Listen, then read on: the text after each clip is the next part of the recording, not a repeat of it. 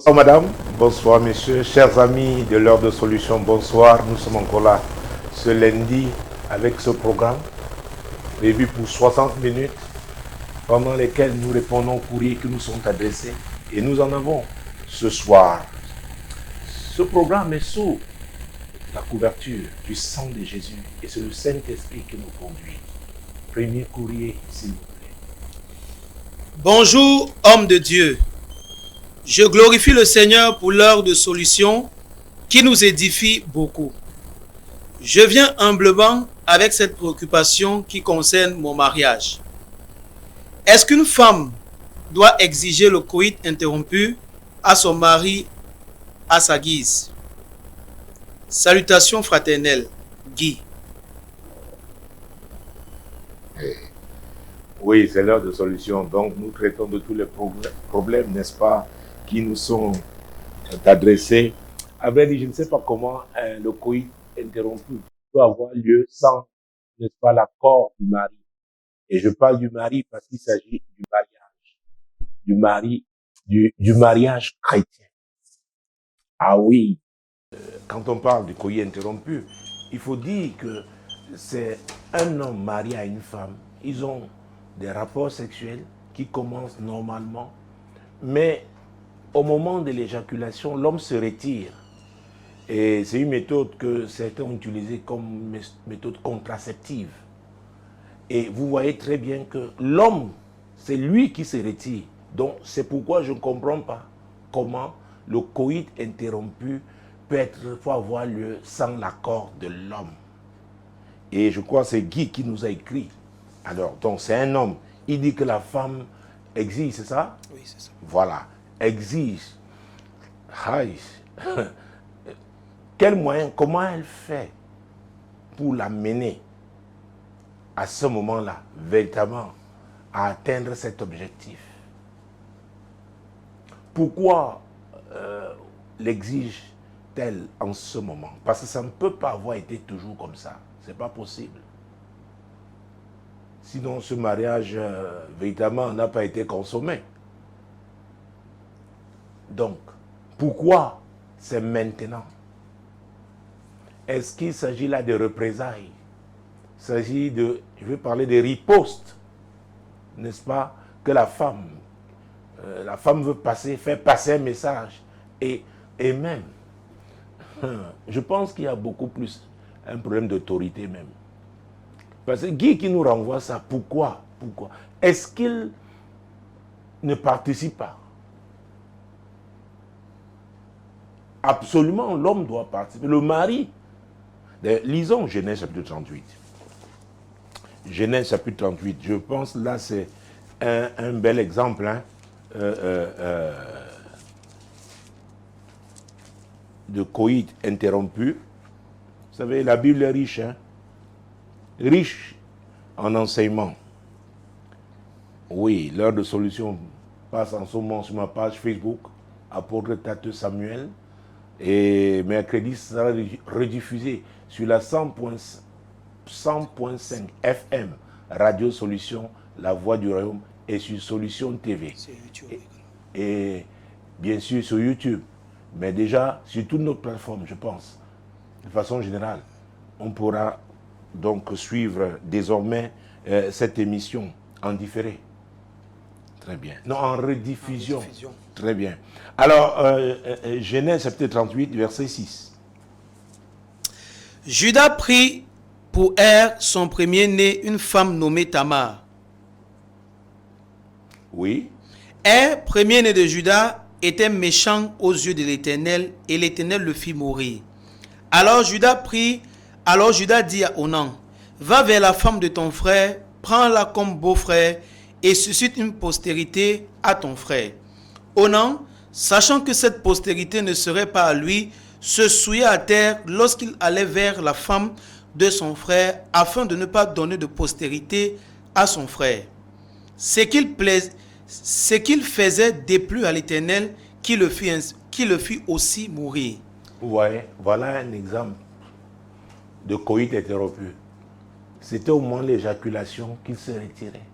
Pourquoi il ne voulait pas que cette femme, n'est-ce pas, la veuve de son frère, fasse des enfants qui devaient appartenir à son défunt frère. Donc, c'est lui qui s'est retiré. C'est pourquoi j'ai dit, je ne comprends pas comment le coït interrompu peut avoir lieu sans... C'est l'homme. C'est l'homme. Alors maintenant, tu nous dis que comment une femme... pardon? Est-ce qu'une femme doit exiger le coït interrompu à son mari à sa guise? Ah, à sa guise, ça veut dire que c'est elle qui est au contrôle. Donc moi, je parle d'un problème d'autorité. Vous savez, vous ne pouvez pas, à cause de l'Église, à cause de Jésus-Christ, n'est-ce pas, ne pas prendre votre place et croire que c'est l'Église qui va vous aider à gérer votre mariage. Je le dis parce que plusieurs fois, j'ai eu ces situations. Les hommes qui ont vraiment pratiquement démissionné, irresponsables. Maintenant, ils veulent que c'est le pasteur qui parle à leur femme. Non, il y a des limites. Il y a des limites. Et je rappelle toujours dans cette émission que le mariage n'est béni que quand l'ordre divin est établi dans cette union. Et l'ordre divin veut que c'est l'homme qui est le chef de famille, le chef de la femme. Enlevons même cette histoire de chefferie, mais c'est un partage, n'est-ce pas? C'est une communion. Donc on doit être en accord. Guy, tu as un problème. Tu as un problème. Ou alors tu es en train de dire autre chose. Parce que si la femme, parce que par exemple, il peut y avoir des cas où elle a des douleurs, elle te demande d'arrêter. Là, ce n'est pas le coït interrompu. Ah oui. Si c'est parce que tu es brutal, violent, il y a des gens comme ça. Elle te dit vraiment, ça ne va pas, arrête, arrête, arrête. C'est différent. C'est pourquoi il est important déjà de parler avec ta femme. Parce que ce n'est pas nous. Et c'est cela aussi la notion d'autorité. Chacun doit prendre sa place. Nous parlons depuis 22 ans dans ce programme, n'est-ce pas, de la communication. Il faut pouvoir échanger.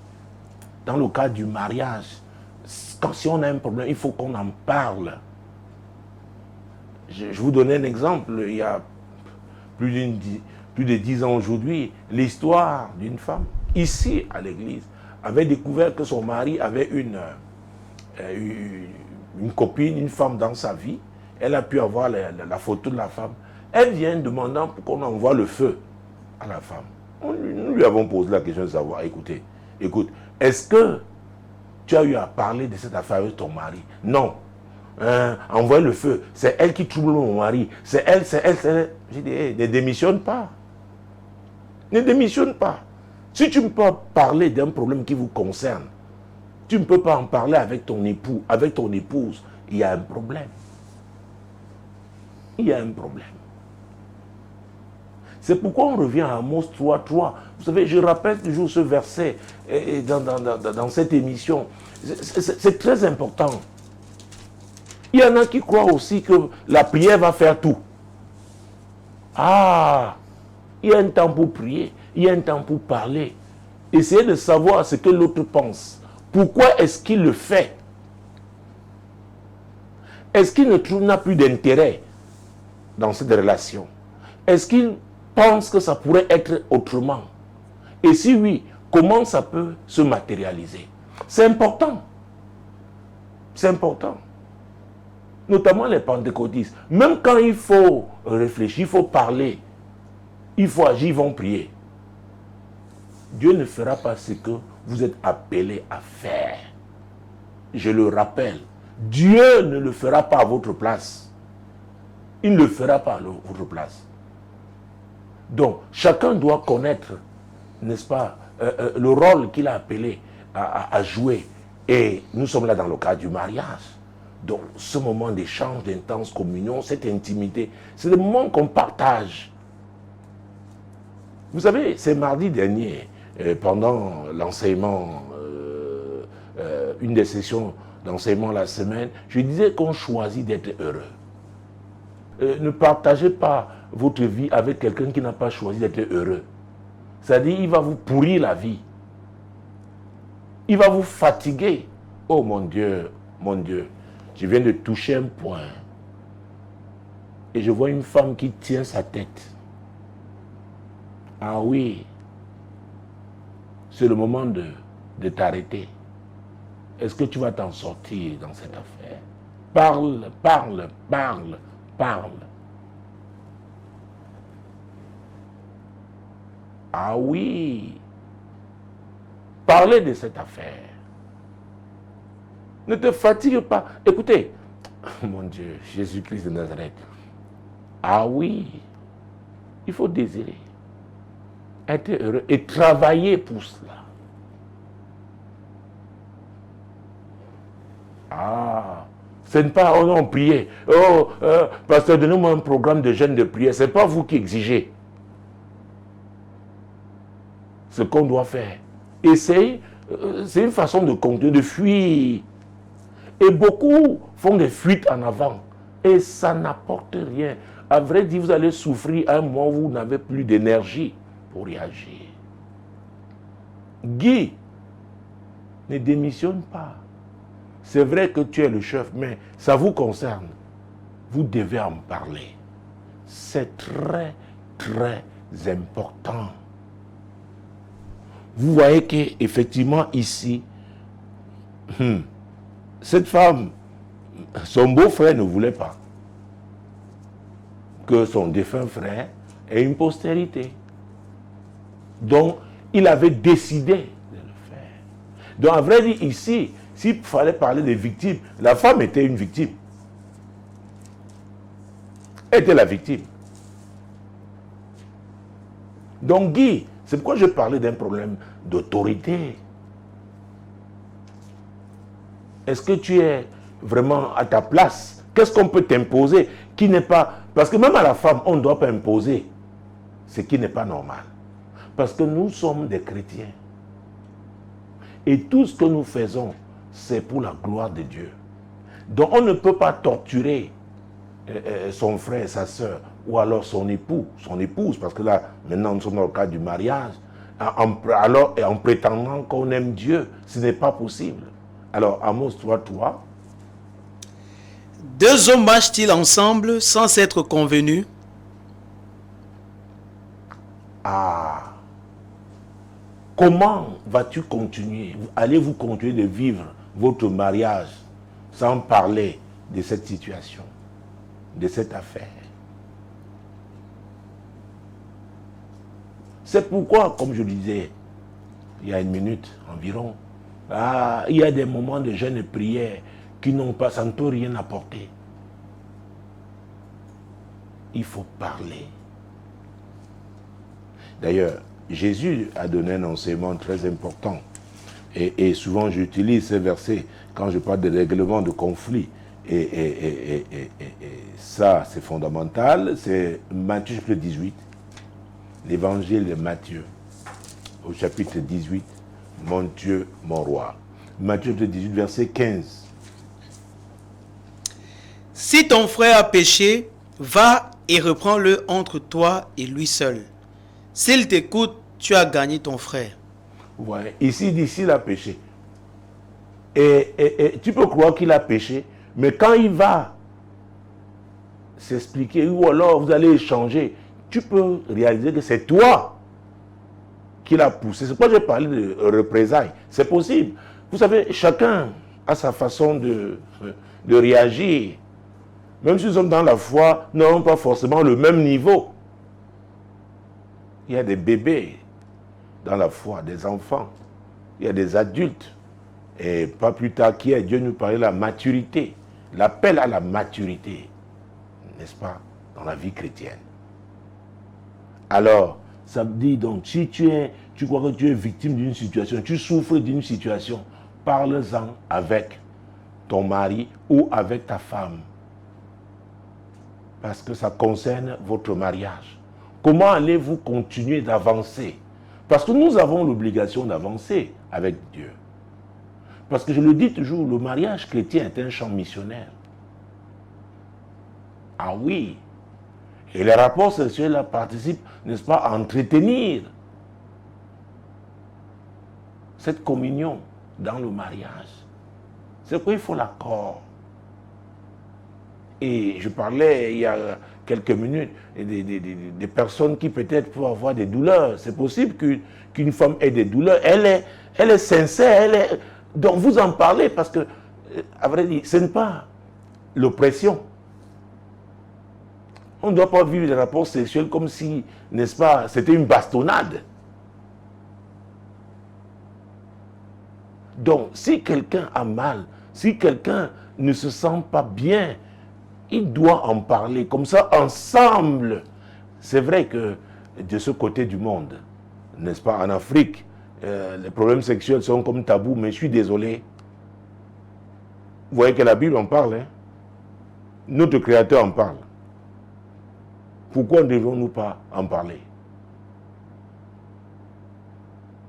Et j'encourage les pasteurs, ah oui, d'enseigner aux chrétiens, de les encourager, notamment dans le cas du mariage, de parler de leurs difficultés.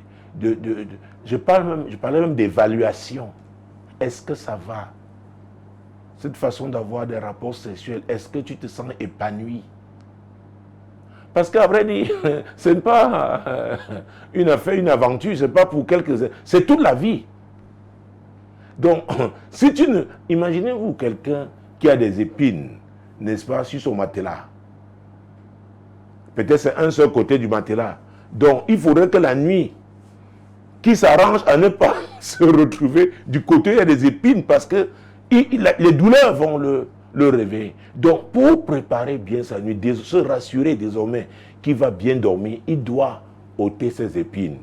Et dans le cadre du mariage, ce sont les époux, à deux. Il s'agit de leur vie.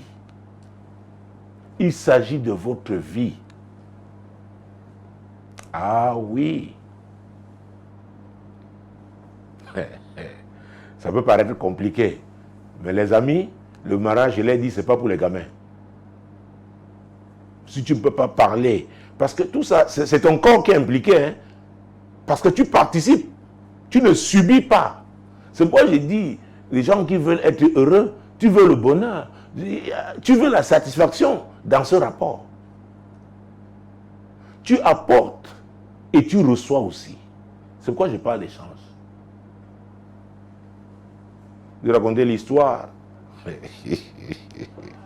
de la femme qui avait décidé de porter, comment on appelle ça, les cyclistes, bref, c'est un genre de... c'est même pas, est-ce que c'est un peu appelé ça sous-vêtement? Oui, mais ça tient bien la femme, c'est-à-dire qu'elle voulait punir son mari. Elle se disait qu'il ne peut pas tenir. Donc elle, c'était une sorte de représailles pour l'amener sur la table de négociation. Lui aussi a dit, hey, si c'est le moyen que tu as utilisé, il a abandonné la chambre. Je ne vous conseille pas de le faire. Maintenant, c'est au salon demain. La femme n'a pas pu supporter au bout de quelques semaines.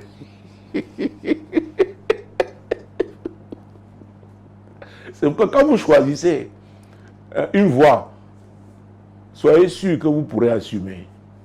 Et si vous êtes trompé, revenez et demandez pardon. Parce que sans l'accord là, vous ne pouvez pas être heureux. Vous ne pouvez pas. C'est quoi je demande souvent aux gens, où tu vas dans... Oui, tu as pu se dire, oui, tu as raison, oui. La suite, c'est quoi? Et le plus souvent, quand les femmes... Oui, tu as pris une décision, mais la suite, c'est quoi? Tu iras jusqu'où? C'est qu'on a besoin de sagesse. Pour prendre de bonnes décisions, de sagesse pour bien se conduire. C'est très important.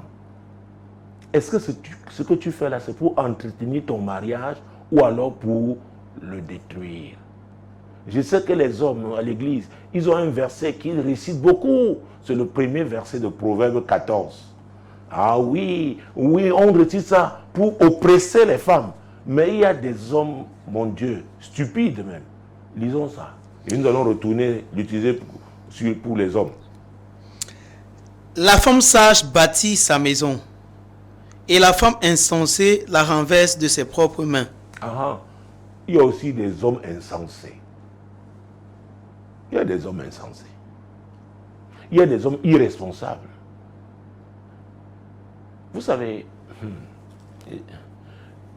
la vie requiert le courage. Hein. Parfois, pour affronter certaines situations et en parler. Parce qu'il y a des situations qui relèvent vraiment de la stricte intimité. Ce n'est pas évident d'aborder parce que c'est très sensible. C'est là où on peut prier pour demander à Dieu quelle sera l'approche qui nous donne la sagesse. Mais il faut en parler. Il faut. Surtout que les affaires de rapports sexuels, il peut arriver que ce soit des gens qui ont eu un passé. Écoutez, ce n'est pas parce que tu voudrais donner votre vie à Jésus. C'est vrai, nous sommes nés de nouveau dans ce cas-là. Mais ne crois pas que tu as effacé tous les clichés du passé. Il y a des choses. Et le diable peut utiliser ça. Tu dis, mais vois comment ça se faisait. Et maintenant, c'est comment? Hein? Tu commences à murmurer. Alors que nous sommes nés de nouveau maintenant. Maintenant, nous devons en parler franchement. Oui, il faut la vérité. Et comme ça, ensemble, les époux trouvent une solution. Puisqu'ils sont déjà en Jésus, Jésus qui a suscité ce mariage, Jésus va les aider à réussir. Parce que le mariage, là, c'est pour sa gloire. Ah oui. Donc, Guy, qu'est-ce que ta femme pourquoi elle le fait? Tu serais venu, tu nous aurais écrit avec cette réponse. Parce que tu n'es pas satisfait, tu veux un éclairage, ça veut dire que tu as déjà fait ta part. Mais là, tu ne nous dis rien. Tu dis, est-ce qu'une femme doit, comment exiger? Est-ce qu'une femme doit exiger le coït interrompu à son mari à sa guise? Hey, à sa guise. Donc c'est elle qui décide. Alors, si au départ, elle a décidé dans certains domaines, et ça c'est très important, peut-être, et on parle de progrès, le progrès n'est pas toujours dans le bon sens. Il faut gagner du terrain. Maintenant, là, ce que tu as laissé faire, maintenant en train de se répandre, de s'étendre, voilà. C'est à toi maintenant d'arrêter ça. Parce que ça ne participe pas à construire, à bâtir. Alors, comment tu vas arrêter ça? Il faudrait que vous en parliez. Et humblement, que vraiment, et si ça ne va pas, c'est là maintenant. Et c'est le rôle que, on parle souvent de parrain, de marraine, de mariage. Parce que ce sont des gens à qui on fait confiance. Pas seulement on choisit parce qu'on veut une belle robe, parce qu'on veut une belle fête. Est-ce que cette personne peut vraiment t'aider quand tu vas te retrouver en difficulté? Nous ne l'aurons pas. Il y aura des moments de difficulté, des moments de problèmes. Parce que nous sommes des êtres humains. Nous ne sommes pas parfaits. Nous sommes dans ce monde corrompu. Il y a beaucoup d'influences. Nous avons des faiblesses. Est-ce que celui que tu as choisi comme parrain là, comme marraine là, peut vraiment... Et je me souviens, c'était dans le cadre d'un forum, le forum de Marie à l'époque dans cette église. J'avais posé la question de savoir qui peut t'arrêter. Mais chacun de nous peut se retrouver dans une situation de non-contrôle, notamment quand la colère est en action. Qui peut t'arrêter? Tu crois avoir raison et tu as décidé et le diable t'excite, te dit oui, tu as raison, vas-y. Mais quelqu'un te dit écoute, même si tu veux faire ça, bon, laisse ce jour passer. Parce qu'il sait qu'il va aller prier pour que Dieu intervienne. C'est ça aussi. La marraine qu'on choisit, le parrain qu'on choisit. Mais c'est seulement pour la fête, pour paraître. Le diable va vous laisser, vous allez fêter. Au moment des difficultés, vous ne pourrez pas, vous ne saurez à qui parler. Et c'est compliqué. Chacun de nous doit avoir au moins une personne de confiance, à qui se confier. Ah oui. Parce que je dois vous dire, les pasteurs ne sont pas outillés dans tous les domaines. Hein. Il y a des situations, je dis, écoute, passe me revoir, je recours à l'expertise, à la sagesse de quelqu'un d'autre. Oui, le pasteur ne sait pas tout. Je peux lui poser la question sans donner le nom de la personne ou le nom de la personne, mais je veux avoir un avis, n'est-ce pas, de quelqu'un d'averti. C'est très important. C'est pourquoi je parle de la puissance des connexions. Qui peut te soutenir? Ou alors se tenir. Il te dit, ça là, tu ne feras pas. Si tu veux, ok, bouscule-moi alors. Mais la personne est tellement importante pour toi que ça t'arrête. Parfois, tu vois la personne m'a pleuré que oui, parce qu'il sait qu'il ne peut pas traverser. Celui qui s'est tenu là est conscient de son autorité. C'est pourquoi il faut être là où Dieu vous a placé, là où Dieu vous a établi. Je dois vous dire, ceux qui s'empressent à être des parrains, des marraines là, si un mariage ne marche pas et que tu as été le parrain ou la marraine, sache que Dieu te regarde. Qu'est-ce que tu as fait? C'est vrai que ce sont les époux, mais s'ils n'ont pas pu à leur niveau, c'est pourquoi le verset 16 dit, Matthieu 15, un peu 18, pardon. Matthieu 18, nous avons lu le verset 15.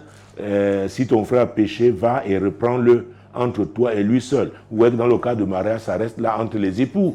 Mais il peut arriver que les époux, n'est-ce pas, n'aient pas pu trouver. Verset 16. Mais s'il ne t'écoute pas, prends avec toi une ou deux personnes afin que toute l'affaire se règle sur la déclaration de 2 ou de 3 témoins. Ah, vous voyez, on n'a pas besoin de témoins de mariage. Voilà. Il y a au moins 2 personnes. Il faut des personnes crédibles.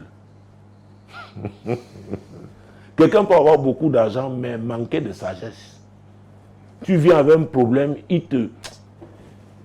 t'enfonce. Il donne un type de conseil et il croit bien faire. C'est son niveau. C'est son niveau. Il n'est pas outillé pour ça. Il n'a pas l'humilité de reconnaître que là, il est limité. Qui peut t'arrêter? Ah oui. La personne peut se demander, oh papa, oh maman, tu sais que la personne la compte. Ah oui, tu ne peux pas faire ça. Ah oui, il faut faire très attention. Dieu, oui, il est au ciel, mais il est présent dans la vie des chrétiens. Donc ce parrain-là que tu as choisi, ce témoin-là, non, mais il doit aussi être chrétien. Parce que vous devez partager les mêmes valeurs. Ah oui, avoir la crainte de Dieu. Christ doit être vivant dans votre vie. C'est pourquoi si vous choisissez seulement le porte-monnaie de quelqu'un pour qu'il soit témoin, ou si vous voulez marin, parrain, comme on dit, les mots qu'on utilise aujourd'hui, vous vous souvenez, oh mon Dieu, mon roi, c'est l'histoire, j'ai parlé de ça il n'y a pas très longtemps, hein. Il y a, je crois que c'était il y a 2 semaines, le premier miracle de Jésus, les noces de Cana. C'est Jean, hein? L'évangile de Jean. L'évangile de Jean, chapitre 2. Ah oui. Chapitre 2, verset 1 à 3. 3 jours après, il y eut des noces à Cana en Galilée. La mère de Jésus était là. Et Jésus fut aussi invité aux noces avec ses disciples. Le vin ayant manqué, la mère de Jésus lui dit, ils n'ont plus de vin. Vous voyez, c'est parce que Marie jouait à occuper une place particulière dans cette fête. Elle veillait, elle supervisait. Elle dit, mince, il n'y a plus de joie. Ici, ça parle de joie. Tu es un parrain, tu es une marraine. Parfois, on te dit, oh, ça va, mais Dieu te dit, oh, là, ça ne va pas. Vous savez, il y a environ aussi 10 ans, j'ai fait une série d'enseignements intitulée « La nécessité d'anticiper ». ça permet d'éviter les dégâts graves. Si c'est Dieu qui vous a établi là-bas, vous êtes à votre place en tant que témoin ou parrain ou marraine, comme vous voulez. Il y a des choses, des informations que Dieu va vous donner. Et vous voyez qu'ici, Marie n'est même pas allée vers les époux. C'est pourquoi je parle d'intercession. Il dit, hey, Seigneur, qu'est-ce qui se passe là? Vous voyez, les gens sont mariés, à un moment donné, ils deviennent blêmes. On vous dit, oh, on essaie le make-up, on se maquille, on se coiffe bien et tout, mais tu sens que là, il y a un problème. Tu dis, hey, viens. Qu'est-ce qui ne va pas? Oh, ça va, hein, vraiment, oh, non. Oh, Jésus est Seigneur, oh, le pentecôtiste. Jésus est sur le trône, oh. Tu dis, tu vas vers Dieu dans la prière. Tu dis, Seigneur, c'est toi qui as voulu que je sois là. Qu'est-ce qui ne va pas? Dieu vous donnera l'information. Je vous dis. C'est pourquoi ne restez pas à la première dimension ou la dimension de fête. Le mariage, c'est pour la vie. Ah oui. On sert Dieu dans son mariage. La façon de traiter ta femme, la façon, n'est-ce pas, de traiter ton mari. On saura si tu crains Dieu. On saura si tu glorifies Dieu.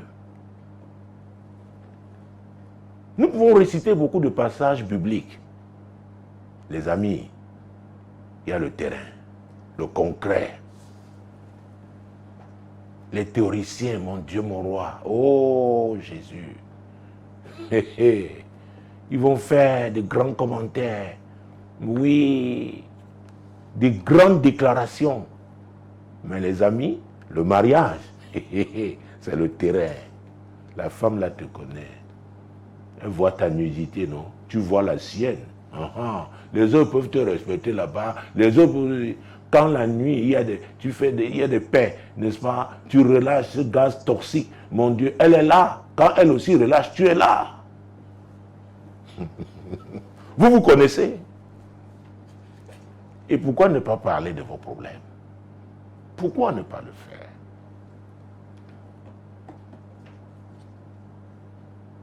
Ah oui. Ça évite, n'est-ce pas, la casse. Ça évite de se retrouver dans une situation, n'est-ce pas, insurmontable, irréversible. Guy, c'est toi qui dois faire, n'est-ce pas, cette démarche. C'est le point de départ. Ta femme devrait te dire pourquoi elle ne veut plus, comment j'allais dire, des relations, des rapports sexuels aboutis. Permettez-moi de m'exprimer comme ça, oui. Et je t'ai dit que ça ne peut pas avoir été toujours comme ça. Pourquoi maintenant? Peut-être que vous avez même gardé des enfants et que maintenant elle dit non, parce qu'il y a des femmes qui n'aiment pas de pilules. Hein. Vous dites que non, vraiment, encore moins qu'on lui pique quelque chose dans son corps. Non. Peut-être c'est le moyen. Et maintenant, toi, ça ne va pas avec toi. Parlez-en. Est-ce que c'est le seul moyen? C'est important. C'est important. Et comment la femme là sait toujours que tu es déjà en train de vouloir... Et parlons même, ouvrons le dossier. Allons, comment elle reconnaît que tu es déjà en train... tu as moins le cas. C'est comme ça on disait au quartier. C'est-à-dire que... comment elle fait? Il y a une histoire. Excusez-moi, dans les quartiers populaires, il y a eu tellement d'histoires. Vous savez...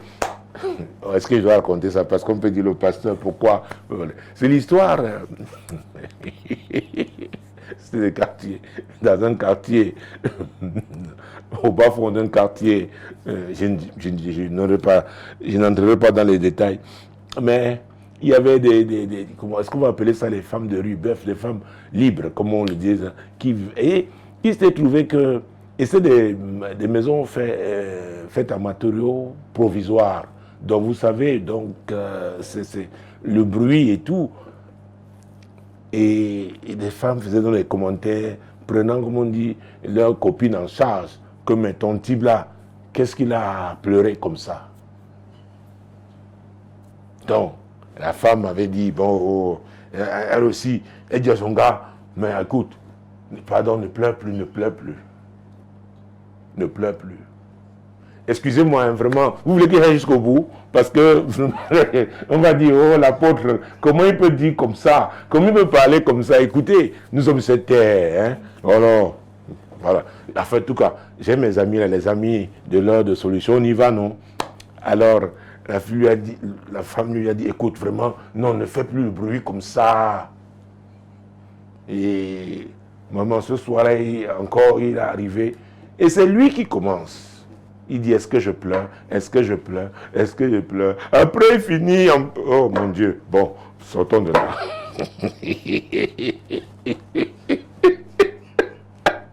La fille a eu honte le matin. La femme, en sortant, ses copines l'attendaient assise. Et le gars, pour finir, elle dit... Et elle aimait ce gars. Elle dit, tu donnes-moi l'argent, on va déménager. Je vais déménager, je ne veux plus rester ici. Parce que leur intimité était... Guy, oh mon Dieu, mon roi. Vous êtes trop saint. Ouais, oui, bon, ok. Donc... Frère Guy, bro. Oh, il faut parler avec Sista. Parler. Hein, Sista, si tu m'écoutes, vraiment, comment tu veux punir? Ça ne va pas là. Parlez-en, parlez-en. Parce que, écoute, moi, si j'étais toi, je signe. Oh, quoi? À moins qu'il y ait une raison. Au moment là, je signe, monsieur. Hey! Quoi? C'est pourquoi, Guy, excuse-moi, tu as un problème, hein? Tu as un problème. Comment tu te retires? Oh.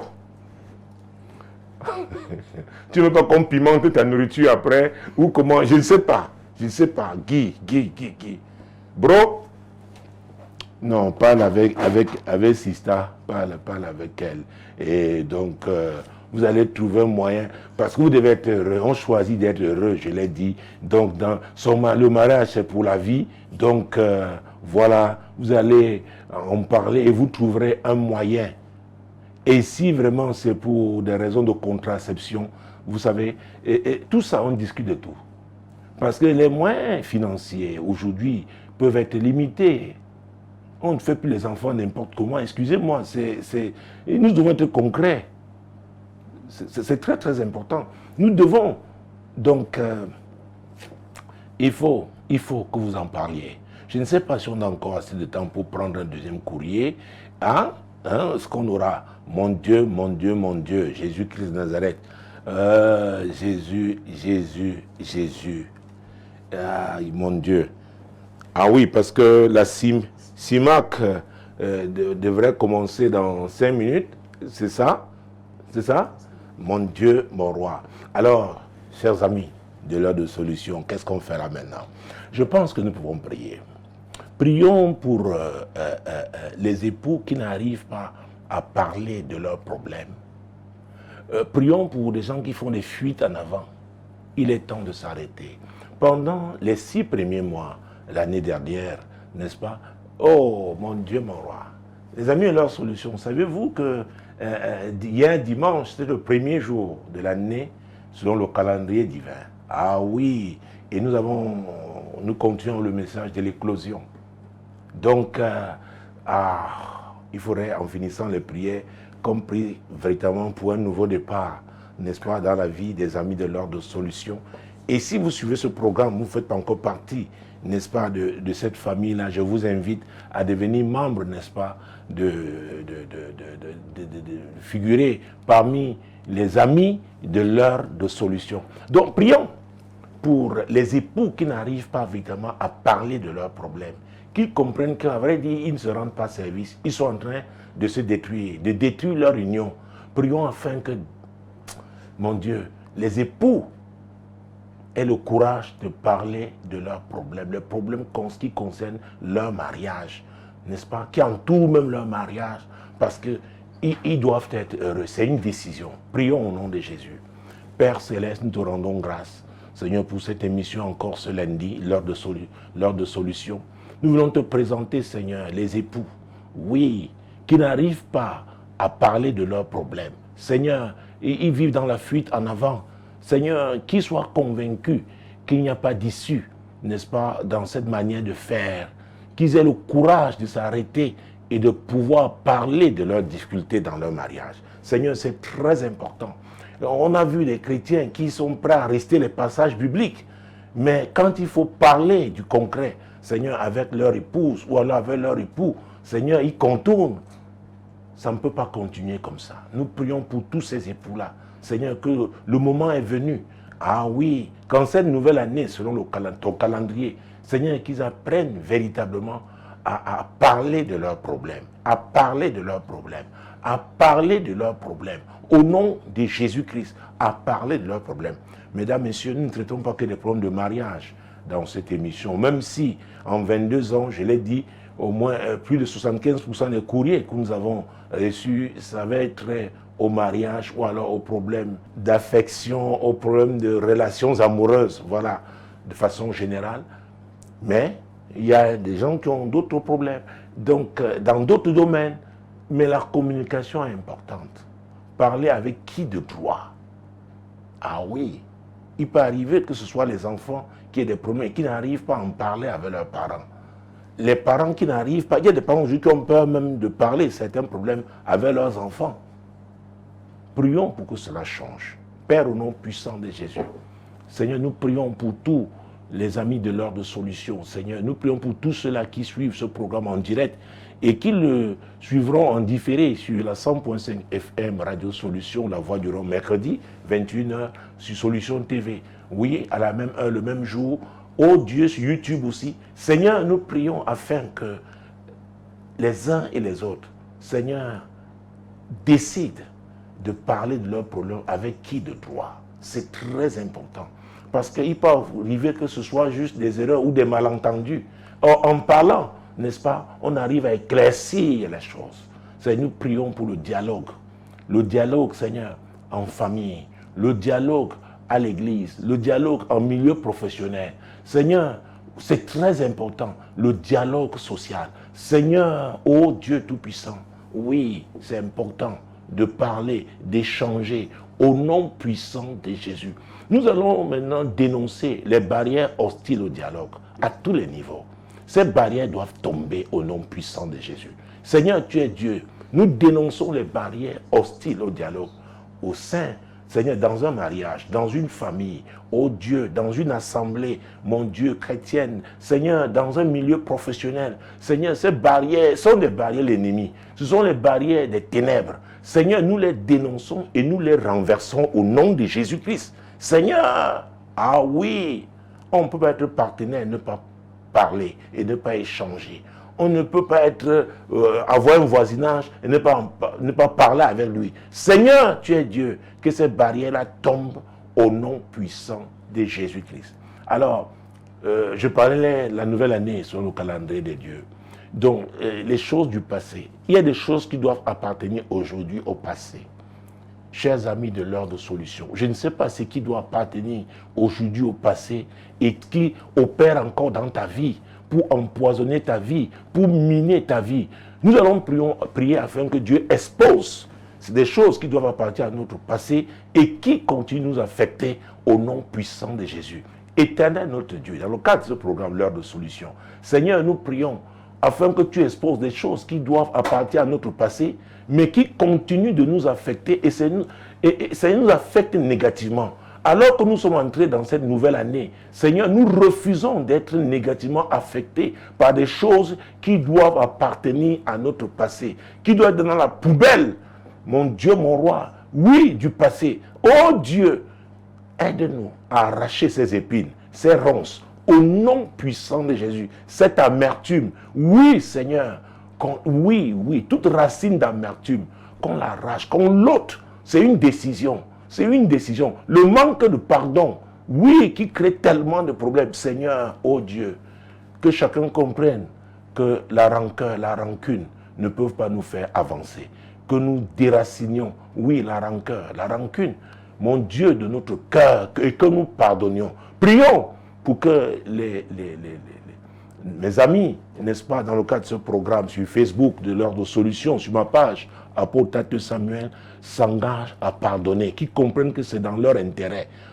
Mon Dieu, mon roi, Seigneur, oui, je prie afin que mes amis, dans le cadre de ce programme, l'heure de solution, sur Facebook, sur ma page apôtre Tate Samuel, comprennent que chacun a intérêt à pardonner. C'est pour son bien, c'est pour sa santé, c'est pour pouvoir avancer au nom puissant de Jésus. Oh mon Dieu, finalement j'ai grignoté, je pense, près d'une minute, dans la CIMAC. Oh, me parle de près de 2 minutes.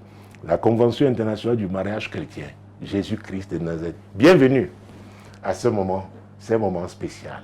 Vous savez, quand nous parlons du mariage chrétien, la famille, selon Dieu, commence avec un homme et une femme. C'est très important, non pas un rapport sexuel dans le cadre du courrier que nous avons traité aujourd'hui. Donc, j'ai parlé de faire le choix, de décider d'être heureux. Je vais encore prendre ces 2 versets tirés d'un livre de l'Ancien Testament, Ecclésiaste chapitre 4. Parce que j'ai déjà cité, et nous avons lu d'ailleurs Amos chapitre 3, verset 3 tout à l'heure. Donc là maintenant, nous allons reprendre ce verset que nous avons lu déjà la dernière fois, Ecclésiaste chapitre 4, versets 9 et 10. 2 valent mieux qu'un parce qu'ils retirent un bon salaire de leur travail. Ah. Ne croyez pas que le travail, c'est seulement quand on est employé d'une entreprise. Jésus avait dit qu'il doit s'occuper des affaires de son Père. Le mariage, c'est l'affaire de Dieu. C'est pourquoi l'ordre divin doit être dans le mariage. Un homme et une femme qui se mettent ensemble dans cette union, maintenant, pour l'accomplissement des desseins de l'Éternel, pour la gloire de Dieu. C'est pourquoi avant de faire n'importe quoi, on se demande d'abord, est-ce que ça glorifie Dieu? Parce que ça doit détruire le mariage, ça ne glorifie pas Dieu. Dieu ne détruit pas ce qu'il bâtit. Ah oui. Ah oui. Donc, c'est important. Si tu n'es pas prêt, vraiment, comme j'avais dit l'autre fois, à marcher avec quelqu'un, à laisser que quelqu'un te donne son avis, même s'il est contraire, c'est que tu n'es pas prêt pour le mariage. Parce qu'on doit pouvoir trouver un terrain d'entente. C'est très important. On doit pouvoir être patient l'un envers l'autre. En ça, on doit persévérer face aux défis qu'on a dans le cadre de son mariage. C'est très important. Aujourd'hui, les gens se marient pour les motifs. Oh mon Dieu. Alors, je voudrais qu'aujourd'hui, que chacun comprenne que quand on parle du mariage chrétien, le mariage doit glorifier Dieu. C'est important. Si on ne peut pas, comme je l'ai dit la dernière fois, être épouse déjà du Seigneur, c'est qu'on n'est pas prêt à s'engager dans un mariage. Ah oui, parce que la relation avec Dieu, avec Jésus-Christ pour médiateur, c'est une relation de mariage. Parce que nous sommes l'épouse de Christ. Donc, s'il n'y a pas ce mariage, il ne peut pas avoir un mariage, n'est-ce pas, humain entre un homme et une femme. Il ne peut pas bâtir dans ce cadre-là. Prions que les gens comprennent. Oui, que notre relation, la relation du chrétien et Christ, n'est-ce pas, du croyant et Christ est une relation, il s'agit d'un mariage au nom de Jésus. Seigneur, tu es Dieu. Seigneur, tu es Dieu. On doit d'abord marier à toi avant de vouloir fonder une famille. Oui, en tant qu'époux ou épouse. On doit déjà travailler pour ta gloire quand on est seul, avant de penser qu'avec une femme ou avec un homme, on pourra le faire. Prions pour que les gens soient sincères. Ah, c'est très important. Il y a beaucoup d'artifices qui poussent les gens à se marier. Les motifs qui ne sont pas bons qui ne glorifient pas Dieu et dont ces mariages-là ne peuvent pas réussir. Ne peuvent pas réussir. Nous devons être vrais. On doit accepter la vérité. Vous connaîtrez la vérité et la vérité vous affranchira.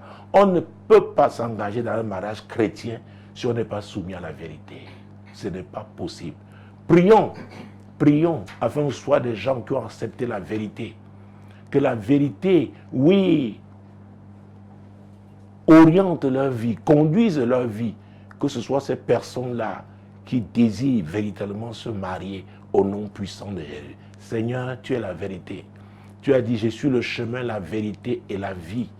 Ô Dieu Tout-Puissant, le mariage c'est pour la vie, c'est pour le bonheur.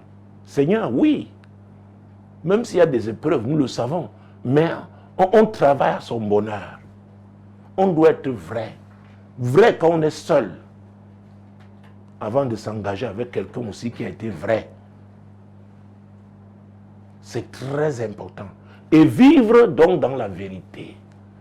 La vérité doit régir le mariage. Prions pour cela. Seigneur, le mariage chrétien doit être régi par la vérité. Par la vérité. Par la vérité, Seigneur. Et c'est pourquoi tu dis dans le psaume 127, verset 1, il est dit que si l'Éternel ne bâtit la maison, Dieu ne peut pas bâtir avec le mensonge. C'est le diable qui est le père du mensonge. Donc, les menteurs ne doivent pas se marier. Ah oui, c'est très important. Et si on a choisi la vérité, croyez-moi, si on est sincère, on va discerner, on va identifier celui qui est faux. Prions pour le discernement en ce qui concerne le mariage. Seigneur, nous prions. Beaucoup veulent se marier. Mais Seigneur, tous ceux-là qui t'ont choisi, toi la vérité, Seigneur, nous prions afin qu'ils soient, mon Dieu, lucides, qu'ils soient, Seigneur, qui discernent, qui ne perdent pas le nord parce qu'on leur a parlé du mariage. Seigneur, que tu demeures le numéro 1 dans leur vie, parce que tu seras le numéro 1 dans leur mariage, au nom puissant de Jésus-Christ. Au nom puissant de Jésus. Alors, quand je parle la vérité, ça concerne aussi bien les gens qui sont en âge de se marier. Ça concerne aussi tous ceux-là qui croient en Dieu pour le rattrapage. Ça concerne, nous avons prié pour les mariés, non? Tout à l'heure. Donc la vérité, on ne peut pas. En dehors de la vérité, on n'est pas en train de bâtir. On n'est pas en train de bâtir. Alors maintenant, nous allons prier pour ceux-là qui aspirent au mariage. Ils sont en âge de se marier. Et ils ne sont plus des gamins. Ah oui, ils ne sont plus les gamins. Mon Dieu, mon roi. Prions, il y a ce que j'appelle les rencontres prophétiques. Ah oui, prions pour que ces rencontres-là aient lieu. Les rencontres prophétiques au nom puissant de Jésus dans le cadre du mariage. Seigneur, tu es Dieu. Mon Dieu, mon roi, les hommes peuvent voir des barrières, mais il y a des gens que tu as appelés, mon Dieu, mon roi, à vivre ensemble dans le cadre du mariage. Je prie, nous prions, Seigneur, pour ces rencontres prophétiques. Seigneur, avec ce premier groupe, ceux qui aspirent au mariage, qui sont en âge de se marier, Seigneur, tu es Dieu. Rends ces rencontres possibles au nom puissant de Jésus. Que les barrières hostiles tombent au nom puissant de Jésus-Christ. Ah mon Dieu, aussi bien pour ce groupe que le second. Je vais parler de rattrapage. Mon Dieu, et là, il s'agit des 5, 6 et 7 avril 2024. C'est la 36e édition de la trompette du royaume. Le thème, c'est la rencontre des étoiles. Oh mon Dieu, mon Dieu, mon Dieu. Hey! Vous êtes appelés à briller dans le cadre de votre mariage. Il est important que celui-là, celle-là, avec qui vous devez briller là, vous devez briller dans le cadre de votre mariage, que cette rencontre ait lieu. Et ça, le diable n'aime pas. Nous allons renverser les barrières hostiles aux rencontres prophétiques en ce qui concerne le mariage. Aussi bien pour ceux qui sont en âge de se marier que pour ceux qui sont dans le cadre du rattrapage. Que ces rencontres aient lieu au nom de Jésus, éternel notre Dieu. Parce que ces mariages doivent te glorifier. Ceux qui sont en âge de se marier, Seigneur, mon Dieu, doivent se rencontrer. Oui, parce qu'il s'agit de ta volonté, il s'agit de la manifestation de ta gloire. Ceux-là, Seigneur, oh mon Dieu, qui crient à toi maintenant pour le rattrapage. Oui, ce sont aussi des étoiles. Oui, ce sont des étoiles qui doivent se rencontrer. Et cette lumière, oh, ce que j'appelle la gloire de la deuxième maison. Seigneur mon Dieu, oui, sera plus grande que celle de la première. Nous prions pour ces rencontres dans le cadre du rattrapage. Pour ceux qui veulent se marier, Seigneur, peut-être ils ont fait des erreurs dans le passé. Ils ont, mon Dieu, mon roi, mais tu es le Dieu du rattrapage. Que ces rencontres aient lieu au nom puissant de Jésus-Christ. Que ces rencontres aient lieu. Que ces rencontres aient lieu au nom puissant de Jésus. Mon Dieu, mon roi, oui, c'est toi qui les rend possibles. Au nom puissant de Jésus. Nous allons prier pour ceux qui sont déjà mariés. Nous avons parlé des preuves. Et la conjoncture de façon mondiale n'est pas bonne. Le mariage est attaqué. Prions pour que les époux, ils ont Christ dans leur mariage, qu'ils persévèrent dans les valeurs chrétiennes en ce qui concerne le mariage au nom puissant de Jésus. Seigneur, nous prions pour que les époux chrétiens persévèrent dans tes valeurs, Seigneur. Oui, face aux épreuves, aux tentations de ce monde, qui te maintiennent vivant dans leur mariage, au nom puissant de Jésus. Mesdames, Messieurs, je pense que j'ai épuisé effectivement mon temps. Nous sommes arrivés à la fin donc de cette édition de... Est-ce que j'ai épuisé mon temps? Parce que je suis bien prêt à prier.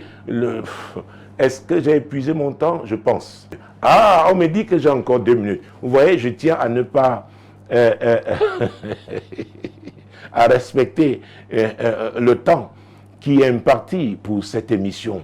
Alors, mon Dieu, mon roi, quiconque s'attaque à ton bonheur dans le cadre du mariage, que tu sois déjà marié et que tu ne sois pas encore marié, parce que ce bonheur, Dieu l'a programmé, tu vas le dénoncer. Tu vas dénoncer celui-là, tu vas dénoncer celle-là, au nom puissant de Jésus. Seigneur, tu es Dieu. Oh mon Dieu, quiconque, Seigneur, s'attaque à mon bonheur dans le cadre de mon mariage. Seigneur, tu es Dieu. Oh Dieu, en cette nouvelle année, Seigneur, mon Dieu, mon roi, selon ton calendrier, Seigneur, mon Dieu, ces barrières-là doivent appartenir au passé. Au passé. Au passé. Au nom puissant de Jésus. Personne ne saurait se tenir en cette saison contre mon mariage, contre le mariage de quiconque doit se marier. Oh Dieu, nous recourons à toi. Parce que le mariage chrétien, c'est pour ta gloire. C'est pour ton témoignage, Jésus. Oui, Seigneur. Oui, Seigneur. Ces barrières hostiles, nous ordonnons qu'elles tombent au nom puissant de Jésus-Christ. Qu'elles tombent au nom puissant de Jésus. Au nom puissant de Jésus. Oui, que ces barrières tombent au nom puissant de Jésus. Nous avons parlé de Marie pendant cette émission. Comment la joie devait disparaître de ce mariage. Oh mon Dieu, mon roi, je ne sais pas qui est mécontent du fait que tu sois marié. Qui est inquiet parce qu'il voit que ton mari est en train d'arriver, il ne veut pas te voir heureux. Oh, ça dit s'oppose à ton bonheur. Il ne veut pas voir ta joie. Or, l'apôtre Paul a dit, soyez toujours joyeux. Alors, ce que Dieu a prévu pour toi, pour que tu sois toujours joyeux, celui-là qui attaque ce mariage, oh Dieu, alors que nous sommes entrés dans cette nouvelle année, nous l'envoyons dans la poubelle du passé. Au nom puissant de Jésus, oui, nous les déracinons et nous les jetons. Mon Dieu, oui, ils appartiennent au passé. Ils appartiennent au passé. Ils ne peuvent plus opérer contre notre mariage. Ou alors nous empêcher, ceux qui aspirent au mariage, ceux qui veulent le rattrapage. Ils ne peuvent plus. Ils ne peuvent plus vous empêcher de vous marier. Ils ne peuvent plus vous empêcher de recommencer. Au nom puissant de Jésus-Christ. Oui, ils ne peuvent plus. Déclarons oh mon Dieu, en recourant au sang de Jésus, qui est le sang de victoire. Déclarons le sang de Jésus. La voix du sang de Jésus retentit pour la victoire dans notre mariage, pour ceux qui sont mariés, pour la victoire dans le cas du rattrapage, c'est-à-dire que les rencontres pour le rapport auront lieu à cause du sang de Jésus. Pour ceux qui sont en âge normal de se marier, ils se marieront parce que Jésus leur a donné la victoire à la croix du calvaire. Seigneur, merci pour ton sang. Le sang de Jésus-Christ, le sang de Jésus. Nous recourons à ton sang. Nous déployons ton sang, Seigneur. Nous répandons ton sang. Oui, Seigneur, mon Dieu, mon roi, qui anéantit, annule les condamnations. Oui, qui s'opposait, mon Dieu, mon roi, oui, au bonheur conjugal, qui s'opposait au mariage. Ces condamnations sont annulées avec le sang de Jésus-Christ. Mon Dieu, pour ceux qui doivent recommencer, ce rattrapage aura lieu pour ta gloire. Le sang de Jésus annule toutes ces paroles d'accusation, de condamnation. Seigneur, en cette nouvelle année, nous déclarons un nouveau jour, un nouveau départ. Mon Dieu, nous déclarons une saison de gloire pour les amis de l'heure de solution. Seigneur, mon Dieu, mon roi, oui, Seigneur. Oui, Seigneur, oui, Seigneur, oui, Seigneur. Ton sang est le sang de victoire. Le sang de victoire. Nous sortons de cette émission en proclamant la victoire. La victoire, le sang de Jésus est le sang de victoire. Merci d'avoir été là. Le prochain rendez-vous, c'est lundi prochain lorsqu'il sera 21h et ce sera sur ma page Facebook, Apôtre Tate Samuel. Demeurez bénis. Shalom.